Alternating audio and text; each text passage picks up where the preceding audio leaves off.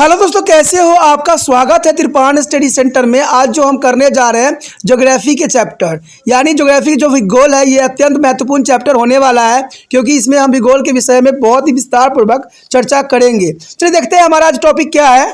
Types of volcanoes. There is a most important topic arrived. Types of volcanoes. The volcanoes are classified on the basis of the nature of the volcanism, and this basis include the frequency of the eruptions, motion of eruption, and is the fluidity and their manner of which is the volcanic materials escape to be surface of the earth.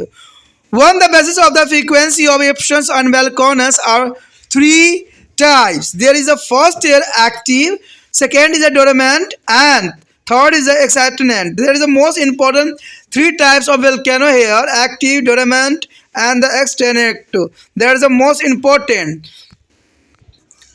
The volcanoes which they erupt and the frequencies have erupted to the recently are on the action. Currently it's called active volcanoes. What is the active volcanoes here? The active volcanoes which is erupted and the frequently have erupted to the recently are in the action. Currently is called active volcanoes. Important among these is include Stromboli's and Mediterranean and the Kato is the Indonesia's and the Malayan and the Philippines. And the Malona is the low is the Hawaii Island is the Melbourne Island in India. The volcano which is have not erupted in the recent time is known as the dormant volcano, and they are as such as the sleeping volcanoes. Important among these are the volcanoes of Italy and is the Cotopaxi and South America. That is the most important here. The contraries to these two is, and there is a volcanoes which has not erupted in the historical time, and these are called the extincted volcano. The mount is a Popa of Myanmar and Burma is a Kilimanjaro is Tanzania and important extensions in volcano. It is a not a way to the very simple to categories is a volcano as a dominant and extended. For example, there is a Savansis and Krakatoa is become suddenly active after landing is a dormant for the hundreds of years. There is the most important. The also important here are box. They are on the basis of the frequencies, eruptions, and volcanoes and classified in active, dormant, and extended volcanoes. The active volcanoes are erupting currently or have erupted recently. The dormant are those is volcanoes which have erupted at least once in the human history and are not active now. The excited is volcanoes are those which have not erupted during to the long human history. The one the basis of the mood of eruptions is the volcanoes are divided into two types. There is the eruption of the volcano divided into two types: center types of volcanoes and fissure types of volcano. Fissure as a types of volcano is the most important. When the eruptions there is a volcanoes take place from an vent to a hole, it's called center types of volcano. What is center type volcano here? When the eruptions in the volcano take place from a vent or a hole, it is called the center types of volcano. Different types of domes are is a conical hills are formed by these types of eruptions, and depending on the nature of erupted of materials. The majority of volcanic eruptions in their wall are these types. The other characteristics of their mode of eruptions and that is a marked by violent and explosions due to sudden escape of gases and molten rock through their hole. The resources of the Fusiyama and belong to this group of volcano. There is a more important here. Resources and Fusiyama is belong to this group of volcano.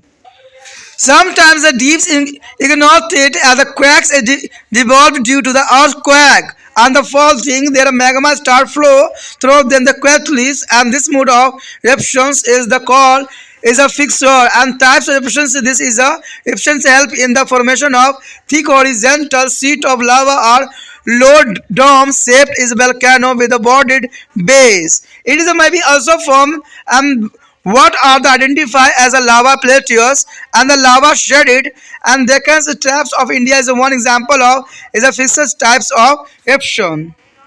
And the central types of volcano erupt from to the vent hall and result in formation of the conical hill. And second point important here, fissures types of volcanoes erupt through their crack and fissure is causing the formation of the plateaus and shielded. On the basis of the fluidity of the lava, there are two types of volcano. There is the most important here on the basis of fluidity of lava. The first here, volcano of basic lava and volcanoes of acid lava. That is the most important. Since there is a basis lava is rich in metallics, minerals and has a low melting point. It has a greater fluidity. In these types of eruptions is the lava flow far and the valley currently is with a greater speed and the spread out in the things seated over to the is a large area. Thus, it is a lead to be a formation of the serrate and the lava domes. The serrate of volcano of the Havanis Island is a Pacific Ocean is one of these volcano. That is the most important here. Considered as a basis lava, acid lava is rich in the silica and has a relative to high melting point, and therefore it is a highly viscous as a solidifies liquidly as a quickly. Hence, there is a acid lava is a volcano accustomed to the formation of usually higher land features with the steppers and slope. The acid lava is a cones or a steppers is a slope than the basis lava is a shredded. Here show the diagram of basis lava, shredded and the acid lava cones. There is a most important diagram here. Extensive lava, shredded and the crater and highly fluid lava. The earth is a crust and the secondly acid lava is a cone here. A steeply sloping side is a craters and strictly viscous lava and the earth is crust here. There is a most important diagram shown in this picture. The next point here, distribution of the volcanoes. There is a most important point here arrive. There are about 500 volcanoes in the world. The most of these volcanoes are there found in the three well-defined belt. There are circums is a Pacific belt and mid-world of mountain belt and the African Rift Valley belt. Thus, the volcanoes are closely related to their region of intense folding and faultings. They occur along to the coastal mountain range on the island and it is a mid-oceans. Interior part of the sediment are generally and free from their activity. Most of the activity volcanoes are found in the Pacific region. About 83 active volcanoes are located in the Mediterranean and the region. There is the most important. The circum-Pacific region has two greatest is a concentration of volcanoes. That is why it is called Pacific Rings of Fire. And this is a ring extend along to the Andes and the mountain of South America to the Alaska and from to the Australian island to the Japan and the Philippines, Indonesia to the New Zealand. There is the most important. The mid-world mountain is a belt is occupy their second position with regard to be the number of volcanoes. It is a run from the Alps. There is a Europe to the Asia Minor and there is a crossing through the Himalayan region joined to the circum-Pacific belt. The Africa is a Rift Valley is a region ranked third. Most of the volcanoes are exotic here. The Mount is a Cameroons in this only active is a volcano which is situated in the central West Africa. Here show the most important map here, the distribution of the volcanoes. Here the volcano is here triangle shape. There is a many area even to the upper to the Indian side and there is the most important public oceans and there are other sides of the distribution of volcano here. यहाँ पर जो हमारा अत्यंत महत्वपूर्ण topic आया है ज्वालामुखी के प्रकार। देखिए ज्वालामुखी कितने प्रकार के होते हैं जानना बहुत रोचक रहेगा और समझ के लिए भी जरूरी है। कहते हैं ज्वालामुखी प्रक्रिया के आधार पर ज्वालामुखी को जो है वर्गीकृत किया जाता है। उद्गार की जो है बारंबारता और ज्वालामुखी पदार्थों के बाहर निकलकर पृथ्वी के धरातल पर आने के ढंग उद्गार की प्राकृतिक अथवा तरलता वर्गीकरणों को प्रमुख आधार माना जाता है और इसी बेस पे जो है इसको वर्गीकरण भी किया जाता है। उद्गार की जो है बारंबारता के आधार पर ज्वालामुखी तीन प्रकार के होते हैं। एक होता है सक्रिय ज्वालामुखी, एक होता है प्रसूति ज्वालामुखी और एक होता है विलुप्त ज्वालामुखी। जैसे नाम से भी समझ में आ रहा है कि सक्रिय और प्रसूति सुप्त और विलुप्त ज्वालामुखी। देखिए वो ज्वालामुखी जिनमें समय समय पर उद्गार होते रहते हैं, यानी वे ज्वालामुखी जिनमें समय समय पर उद्गार होते रहते हैं अथवा वर्तमान में उद्गार हो रहे हैं उन्हें सक्रिय ज्वालामुखी कहते हैं। और आप कहते हैं ये ज्वालामुखी बहुत विस्तृत है और ये कई मानव इंसानों के लिए जो है काफ़ी खतरा का सबब भी है। इस प्रकार प्रमुख ज्वालामुखी जो है भूमध्य सागर में स्टोम वैली इंडोनेशिया में, क्राटोकोटोआ फिलिपाइंस और म्यान हवाई द्वीप समूह में, जो मेनाओस और भारत में वैरन द्वीप में है। तो ये कहा जा सकता है कि विश्व में हर जगह जो है सक्रिय ज्वालामुखी है बनी हुई है, यानी एक्टिव जो है वोल्केनोस हर जगह आपको देखने को मिल जाएगा, जो कि बहुत बड़ी बात है।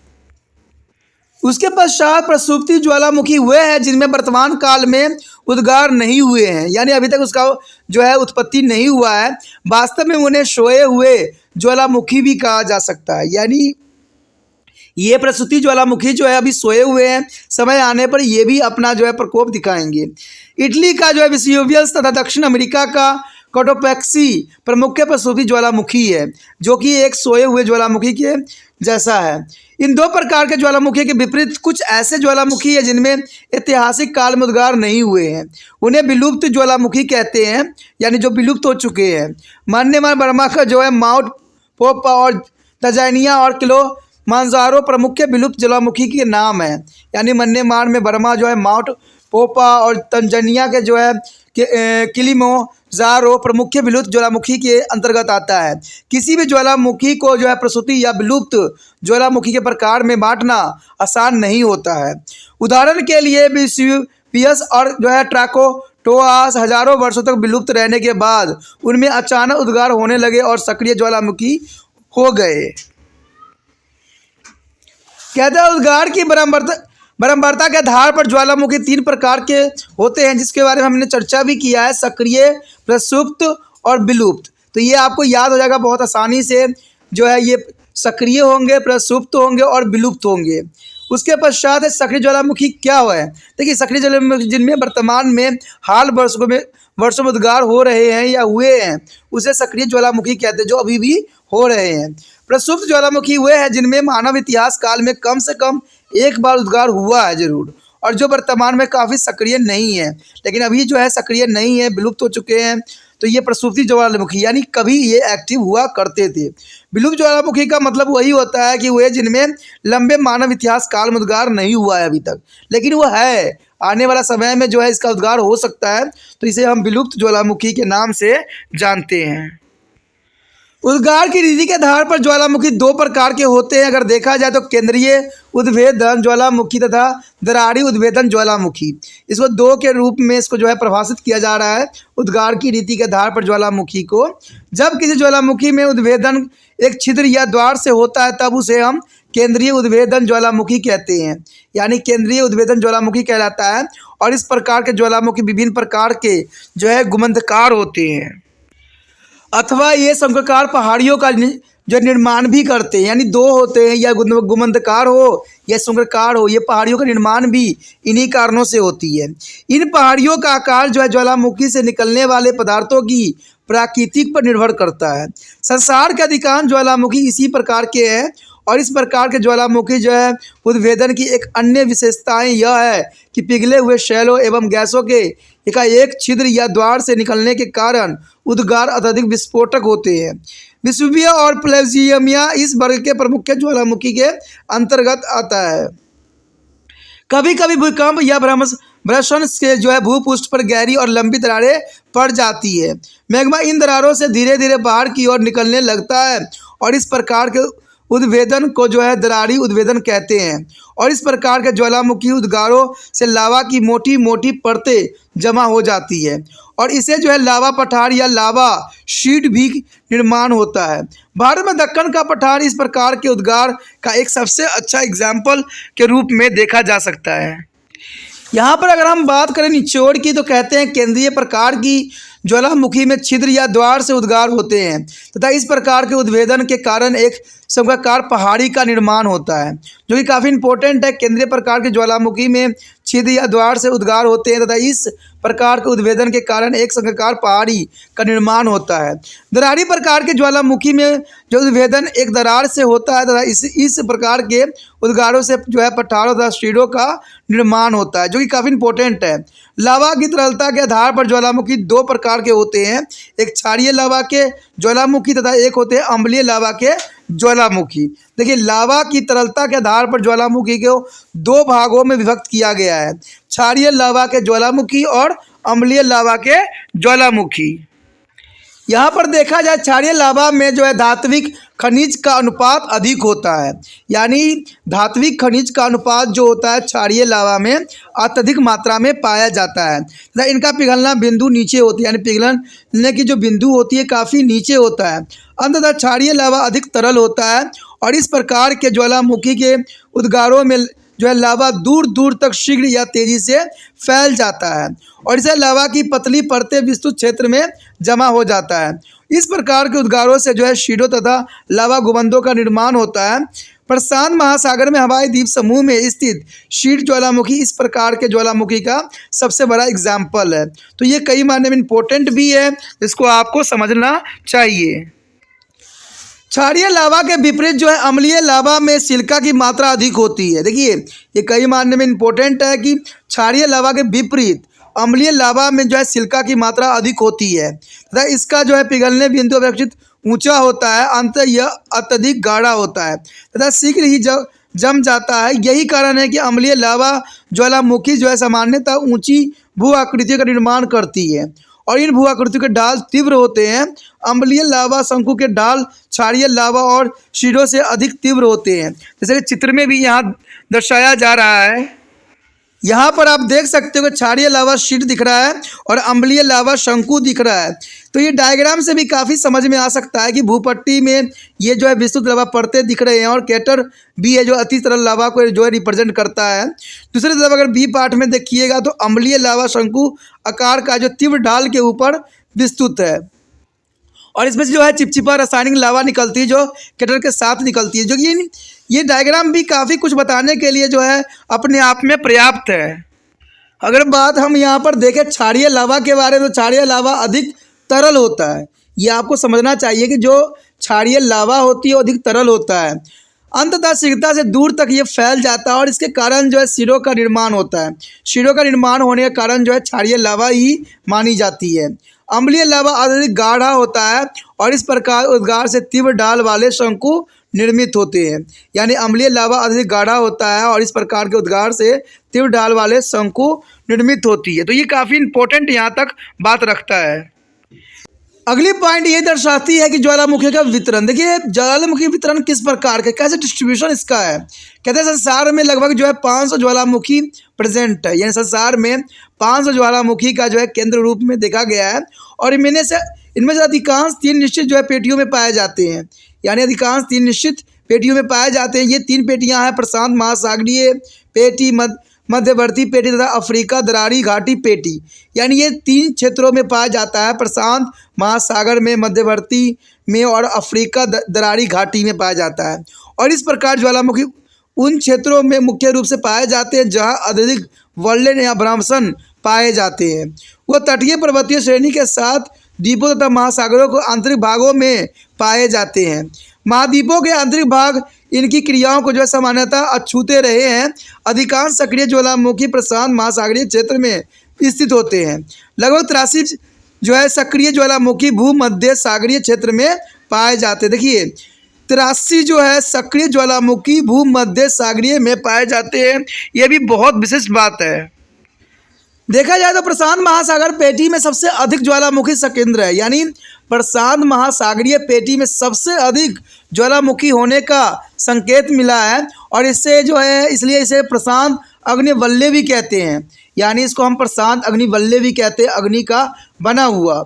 यह वलय दक्षिण अमेरिका में एंडीज पर्वत श्रेणी के साथ से आरंभ होकर अलास्का तथा जो है अल्यूसियंस द्वीप समूह में जापान, फिलिपाइन, इंडोनेशिया और न्यूजीलैंड तक ये फैली हुई है, जो कि बहुत काफ़ी इंपॉर्टेंट है। और इम्पोर्टेंट यहाँ पर यह भी है कि आप मानचित्र से भी इसको जो है भली भांति समझ सकते हो कि ये कहाँ कहाँ पर जो है सक्रिय है। यहाँ पर अगर आपको डॉट लाइन दिख रहा होगा तो ये लाइन जो है सक्रिय ज्वालामुखी को जो है केंद्रित करता है। अगर आपको भारत सेंटर में नक्शा दिख रहा होगा भारत का, तो इसमें भी जो है ऊपर देखिएगा तो 3 जगह पर जो है ये सक्रिय है। और अदरवाइज अगर दूसरे साइड देखिएगा तो कई मायने में हर जगह आपको जो होगा यहाँ पर ज्वालामुखी सक्रिय रूप में दिख रहा होगा। इसके आगे और बढ़िएगा तो और भी पता लगेगा।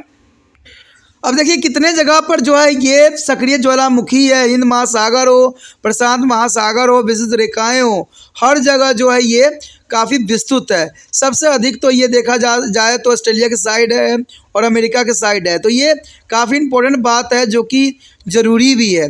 अंटार्कटिका सागर के महासागर के पास में भी बहुत से ज्वालामुखी सक्रिय रूप में फैले हुए हैं।